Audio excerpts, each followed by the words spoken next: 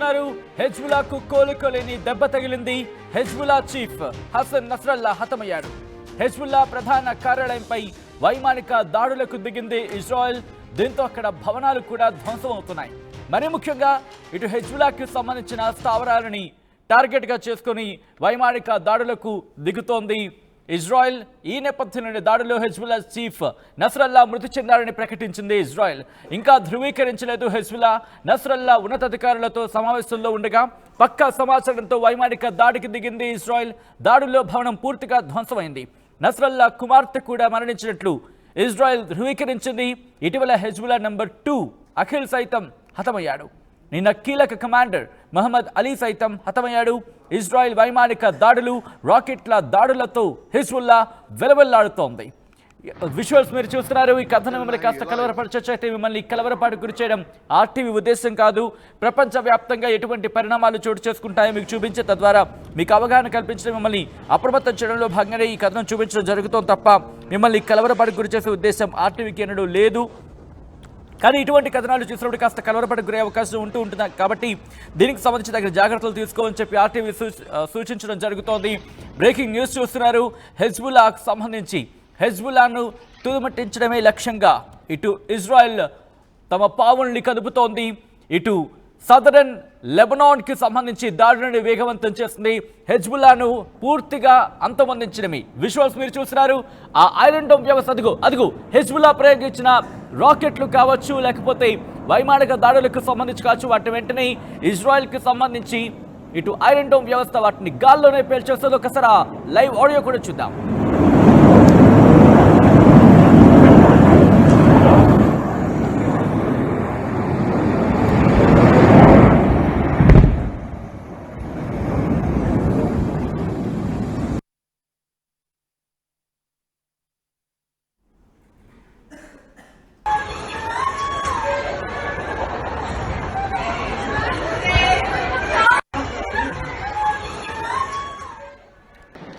Breaking news చూస్తున్నారు. హెజ్బుల్లాకు కోలుకోలేని దెబ్బ తగిలిందా? హెజ్బుల్లా చీఫ్ హసన్ నస్రల్లా హతమయ్యాడంటే అర్థం చేసుకోవచ్చు ప్రస్తుతం ఇజ్రాయెల్ ఏ స్థాయిలో అక్కడ భీకర దాడులకు దిగుతోందనేది. హెజ్బుల్లా ప్రధాన కార్యాలయంపై వైమానిక దాడులకు తెగబడింది ఇజ్రాయెల్. దాడుల్లో హెజ్బుల్లా చీఫ్ నస్రల్లా మృతి చెందాడని ఇజ్రాయెల్ ప్రకటించింది. ఇంకా ధృవీకరించలేదు హెజ్బుల్లా మాత్రం. హెజ్బుల్లా ఎక్కడా కూడా ఎటువంటి అంశాన్ని కూడా ధృవీకరించడం లేదు. అయితే తాము దాడుని వేగవంతం చేస్తున్నామంటూ కూడా చెప్పుకొస్తోంది హెజ్బుల్లా. హెజ్బుల్లా ఒకటే చెబుతోంది, ఇటు ఇజ్రాయెల్కి సంబంధించి దాడిని ఉపక్రమించుకోవాలి, లేకపోతే ఇటు దానికి తగిన పరిణామాలు ఎదుర్కోవాల్సి ఉంటుందంటూ హెజ్బుల్లా చెప్తున్న పరిస్థితి కూడా మనం చూసాం. ఈ నేపథ్యంలోని ఇప్పుడు హెజ్బుల్లా మీద ఇజ్రాయెల్ దాడులకు దిగింది. హెజ్బుల్లా చీఫ్ నస్రల్లా హతమయ్యాడు. నస్రల్లాతో పాటు అతడి కుమార్తె కూడా ఈరోజు జరిగిన వైమానిక దాడులు హతమైంది. ఇటు వైమానిక దాడులకు సంబంధించి వేగవంతం చేస్తుంది ఇజ్రాయెల్. ఎక్కడా కూడా తగ్గేదే లేదన్నట్టుగా ముందుకు వెళుతోంది. ఇజ్రాయెల్ చెబుతోంది ఒకటి, హెజ్బుల్లా కనుక తన తీరుని మార్చుకోకపోతే పరిణామాలు ఇంకా దారుణంగా ఉంటాయంటూ హెజ్బుల్లా ఇన్ఫాక్ట్ ఇజ్రాయెల్ హెజ్బుల్లాని హెచ్చరిస్తోంది. అయితే ఇక్కడ యమన్ నుంచి హౌతీ రెబల్స్ కూడా ఇజ్రాయెల్ మీద దాడులను వేగవంతం చేసినట్టుగా తెలుస్తోంది. దానికి సంబంధించిన బ్రేకింగ్ న్యూస్ చూస్తున్నారు. దాడులను వేగవంతం చేస్తుంది ఇజ్రాయెల్. వైమానిక దాడులకు దిగబడుతోంది. మరీ ముఖ్యంగా ఇటు ఇజ్రాయెల్ ఒకటే చెబుతోంది. ఇన్ఫాక్ట్ గత 4 రోజుల నుంచి కూడా ఇదే అంశాన్ని ప్రస్తావిస్తోంది. బీరుట్ వరకు దాడులు చేయడానికి కారణం ఒకటే, ఇటు అక్కడ పౌరులు ఎవరైనా ఉంటే కనుక సదరన్ లెబనాన్కి సంబంధించి అక్కడి నుంచి సదరన్ లెబనాన్ నుంచి ఇటు ఉత్తర లెబనాన్కి వెళ్ళిపోవాలంటూ కూడా ఇజ్రాయెల్ లెబనీస్కి చెబుతోంది. హెజ్బుల్లా చీఫ్ హసన్ నస్రల్లా హతమయ్యాడు. హెజ్బుల్లా ప్రధాన కార్యాలయంపై వైమానిక దాడులకు దిగింది ఇజ్రాయెల్. దాడులు హెజ్బుల్లా చీఫ్ నస్రల్లా మృతి చెందాడని ఇజ్రాయెల్ ప్రకటించింది. అయితే నస్రల్లాకు సంబంధించి ఉన్నతాధికారులతో సమావేశంలో ఉండగా పక్కా సమాచారంతో వైమానిక దాడికి దిగింది ఇజ్రాయెల్. దాడిలో భవనం పూర్తిగా ధ్వంసమైంది. దానికి సంబంధించి బ్రేకింగ్ న్యూస్ చూస్తున్నారు. ఇటు హెజ్బుల్లాకి దెబ్బ మీద దెబ్బ తగులుతోంది. ఒకసారి విజువల్ మీరు చూస్తున్నారు. హెజ్బుల్లా చీఫ్ నస్రల్లా హతమయ్యాడు. ఆ దాడులకు సంబంధించి విజువల్ మీరు చూస్తున్నారు. ఆ రైట్ సైడ్ బాక్స్ లో ఉంది, అదుగు ఆ విజువలే, ఆ దాడి ఆ దాడుల్లోనే ఇటు హెజ్బుల్లా చీఫ్ నస్రల్లా హతమైన ఆ విజువల్ని మీరు చూడొచ్చు. ఇక్కడ అది కనబడడానికి ఒక బిల్డింగ్లా కనిపిస్తోంది, కానీ ఇక్కడ వాళ్ళు చెబుతోంది ఒకటి ఇజ్రాయెల్.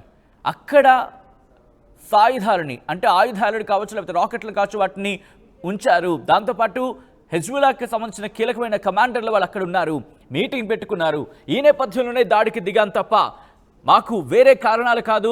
లెబనీస్కి సంబంధించి లెబనాన్ పౌరులు మాకు అక్కడ కాదు కారణం, కేవలం హెజ్బుల్లాతో మాత్రమే మాకు ఇబ్బంది.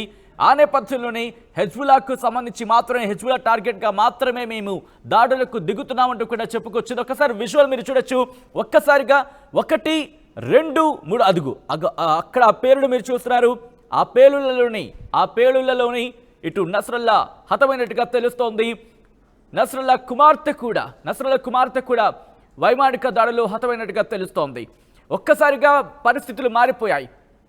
గాజాలో ఎటువంటి పరిస్థితులు మనం చూసామో అటువంటి పరిస్థితులే ఈరోజు లెబనాన్లో కూడా మనకు కనిపిస్తున్నాయి. గాజాకు సంబంధించి గాజాలో సదరన్ గాజా వైపు అంటే దక్షిణ గాజా వైపు ప్రజలు ఎలా అయితే వచ్చేసారో ఇటు లెబనాన్కి సంబంధించి ఉత్తర లెబనాన్కి వెళ్ళిపోతున్నారు. దక్షిణ లెబనాన్ని వీడి బీరుట్ మీదుగా వెళ్ళిపోతున్నారు. బీరుట్ దగ్గర కూడా ఇటు గాల్లో వైమానిక దాడులు జరుగుతున్న పరిస్థితి మనం చూడొచ్చు. హెజ్బుల్లా కీలకమైన నిర్ణయం తీసుకోబోతోందా? ఇరాన్ సాయం అడగబోతోందా?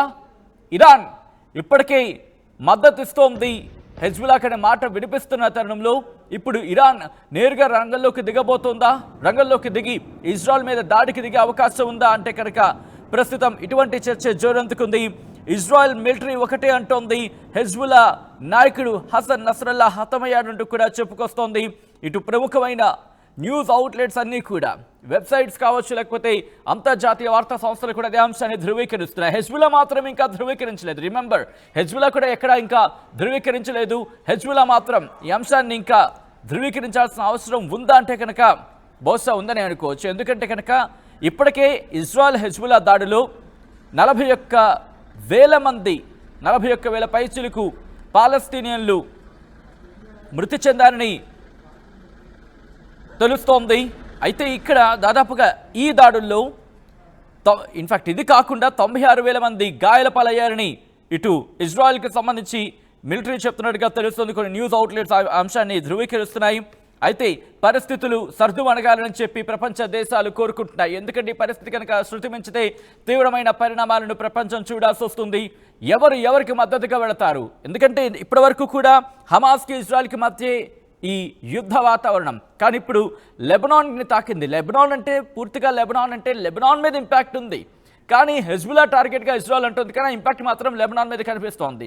సో ఇటు Israel versus Hamas, Israel versus లెబనాన్లోని Hezbollah, Israel versus Houthi rebels, అంటే ఇక్కడ ట్రయాంగిల్గా యుద్ధం జరుగుతోంది. ట్రయాంగిల్గా కూడా కదా, బహుశా ట్రయాంగిల్గా అంటే ఆఫ్కోర్స్ ట్రయాంగిల్ కూడా అనుకోవచ్చు. ఎందుకంటే ఇక్కడ పైన చూసుకుంటే హెజ్బుల్లా ఉంది, పక్కనేమో హమాస్, ఆ తర్వాత కిందకు వస్తే కనుక హౌతీ రెబెల్స్. వీళ్ళ ముగ్గురితోనూ కూడా ఏకకాలంలో యుద్ధం జరపాల్సి వస్తుంది ఇజ్రాయెల్కి. సో ఇటువంటి నేపథ్యంలో ఇప్పుడు ఏం జరగబోతోంది? ఇరాన్ రంగంలోకి దిగే అవకాశం ఉంది. ఇప్పటికే అమెరికా కావచ్చు, ఫ్రాన్స్ కావచ్చు, ఇలా పశ్చిమ దేశాలు ఇప్పటికీ కలగజేసుకొని ఇజ్రాయెల్తో మాట్లాడే ప్రయత్నం చేస్తున్నాయి. అయినా ఇజ్రాయెల్ ఎక్కడా తగ్గటం లేదు.